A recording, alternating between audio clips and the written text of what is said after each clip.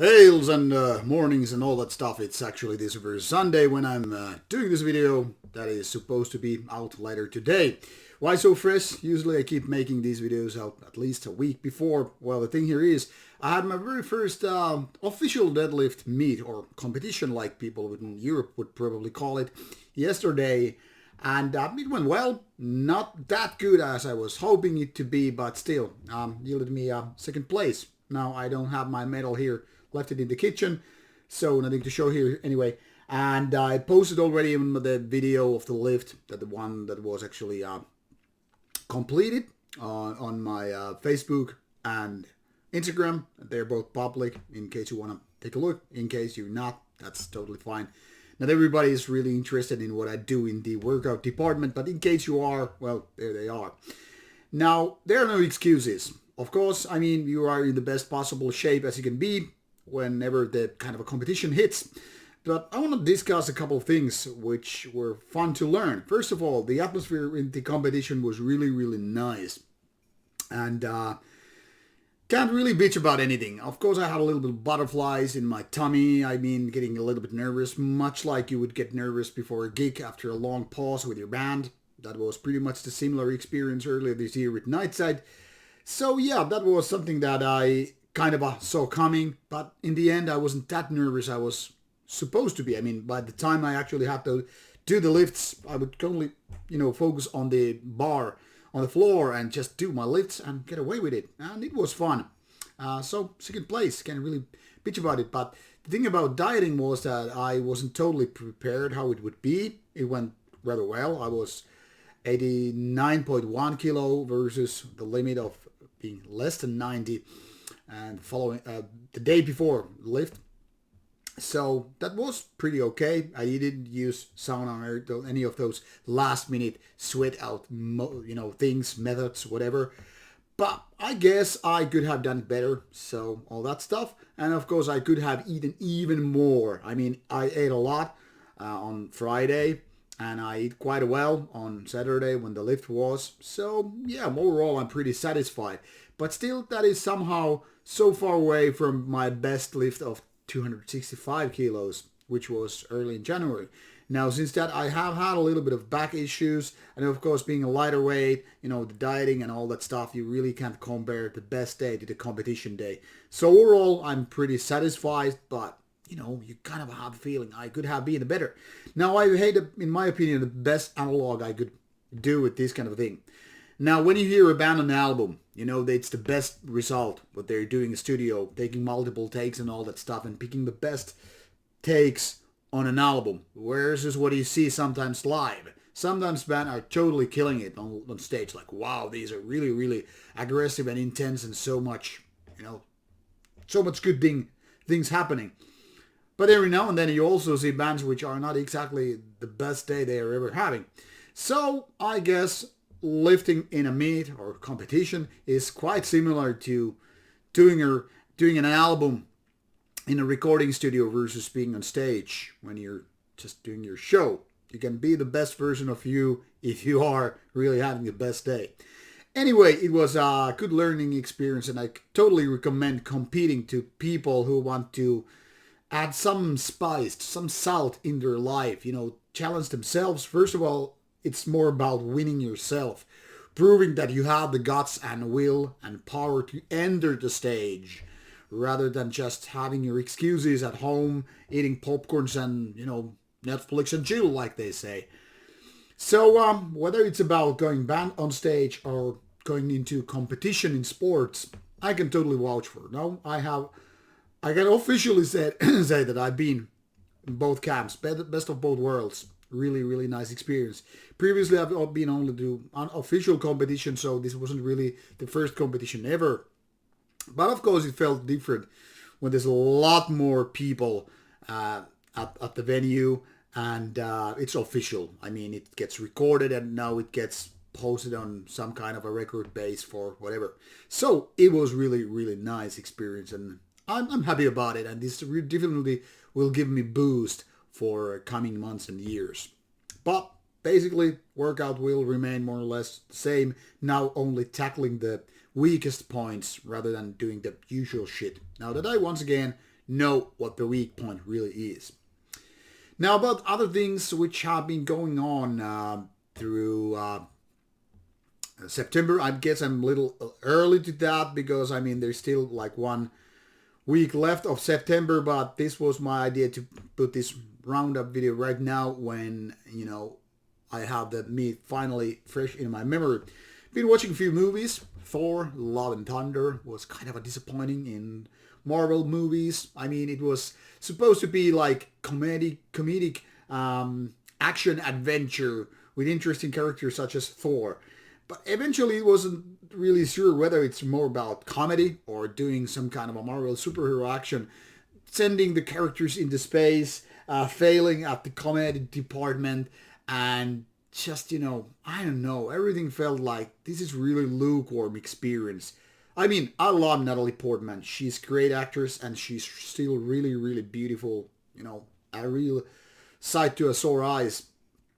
But yeah, apart from Chris Hemsworth, well-trained body and Natalie Portman being Natalie Portman, there's really nothing I can recommend. It's not a bad movie, but it's just like, yeah, could have lived without it.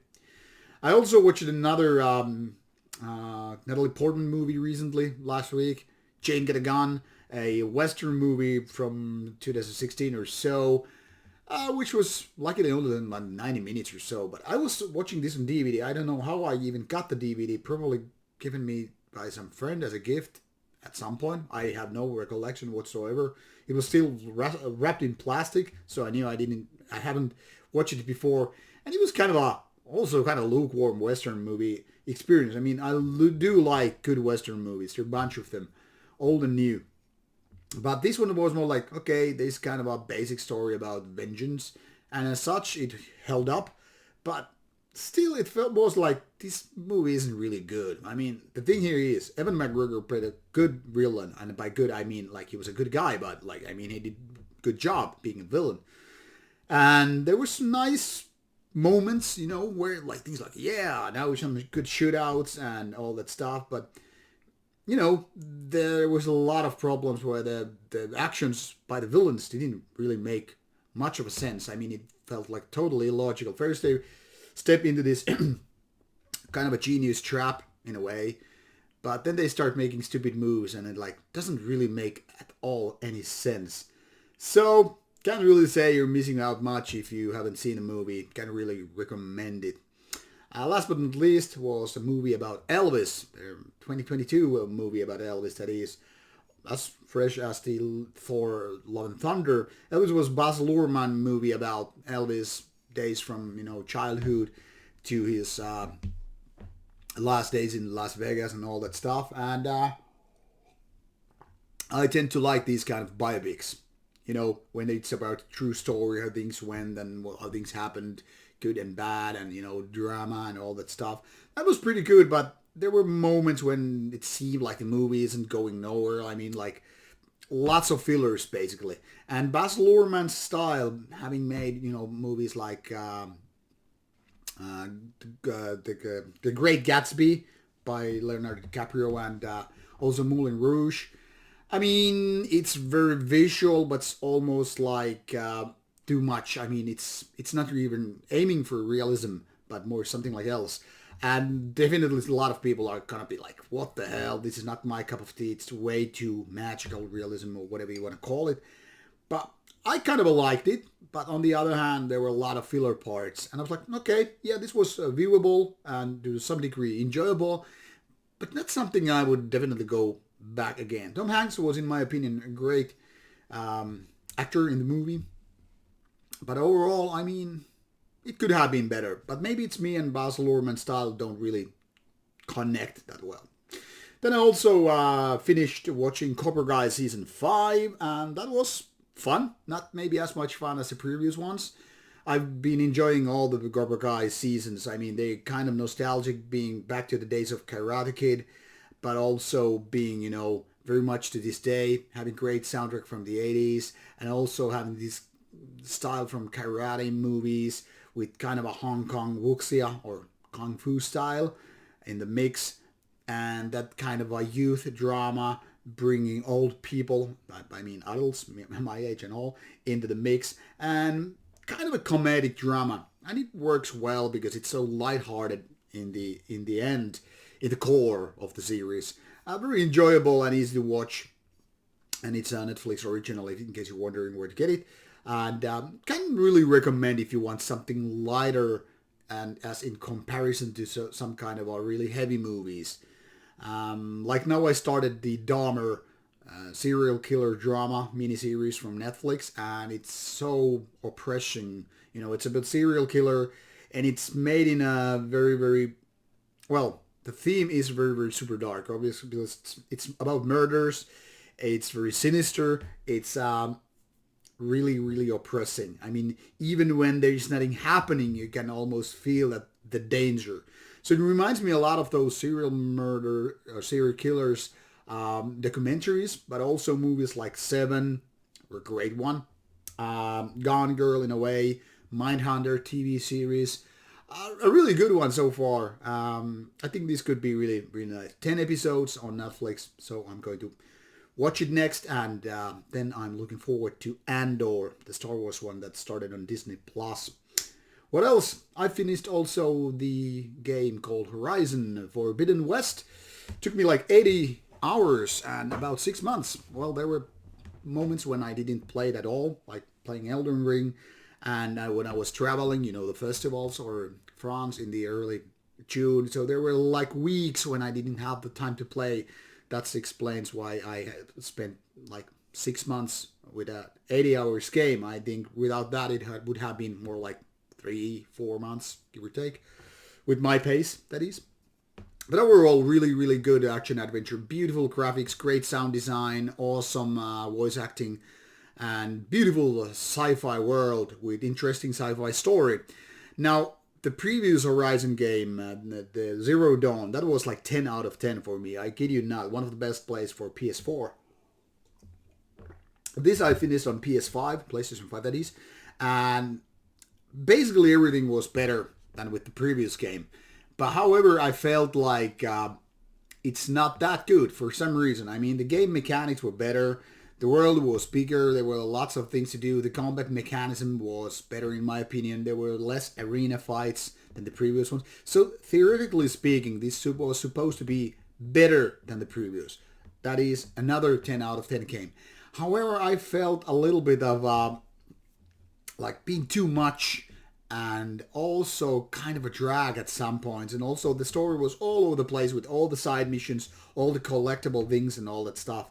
So in the end it was like, yes, this is a great game, but this is not as good as the previous one. Somehow the magic was lost. So while it was really enjoyable, and I could totally recommend to anybody who enjoyed the previous game, the first one in the series, something was missing. Basically better, but in the end, not so much. And I guess I would have enjoyed if it was 1/3 of less gaming. Maybe some 50 hours would have done it. Or maybe if the sci-fi story was more focused, rather than doing random errand missions here and there and all that stuff. And I don't know. There is something that I am still trying to understand why it didn't click me as much. Like as if there are a lot of albums which are doing the same way. Basically, this is a good sequel to that and that album, but doesn't really click that well. So maybe it's more about how the mechanics, how the technicalities are right there. I mean, the graphics and the sound and you get it. Music beautiful and all that stuff. And the gaming was fun, but it didn't leave me addicted. So I guess that's the thing. And sometimes having too much on one go is just too much. I mean, eventually I get bored of World of Warcraft, even though I felt like it's the best game ever I played. But after a few years, you kind of get fed up with it, even with the changes for the better and all that stuff. So maybe there is that. I don't know. Still, definitely worth checking out, and I would give it 8 out of 10. Really good game. And by the way, in terms of numbers for Thor, I would say 6 out of 10. Jane Got a Gun, 6 out of 10. Elvis, 7 out of 10. Cobra Kai, 8 out of 10. I don't know why I keep giving these review scores. Maybe because it kind of sums up my mind and those items and all that stuff. But yeah, definitely a good game. Something that I totally vouch for. And some interesting movies, but not anything great. Now I started Deathloop a couple of days ago. I guess I should be streaming it. And also now there's NFL season happening. It's gonna take more of my TV show and movie and gaming time, but it is what it is. Looking forward how to see it, how it goes. So lots of things happening, and last but not least, I think Rauta is finally getting one step closer to doing a podcast where these kind of talks would be done without the video and with a co-host, which I will reveal later on. It's someone who is recognized and some sort of fame as well. So it might be interesting to you as well. We couldn't do the first podcast for this week because he's traveling with his band, but I hope that he will share his story by the time we're ready to do the first episode of podcast. And where and when it will be released, that I will announce later on. But more information about possibility of a Rauta podcast later on. So stay tuned for that kind of information. And if you're interested in these kind of Rauta roundups, I will be doing them in the future as well. In case you're not, I may be doing them in the podcast. And let me know if you're still interested to see gaming streams or movie reviews, game reviews, whatever. I might still add them to Rauta Beyond channel in addition to this channel. And this could be more focused about music. This is all for now, and should you have comments, recommendations, feedback of any kind for these kind of videos which are not about metal but totally something else, let me know. And like promised, I will be bringing more of those workout videos later on to the channel as well. So let's see how it goes, and go have a great weekend, and see you soon next week with more reviews and interviews from Norway as well. Take care, and see you soon with more information coming your way.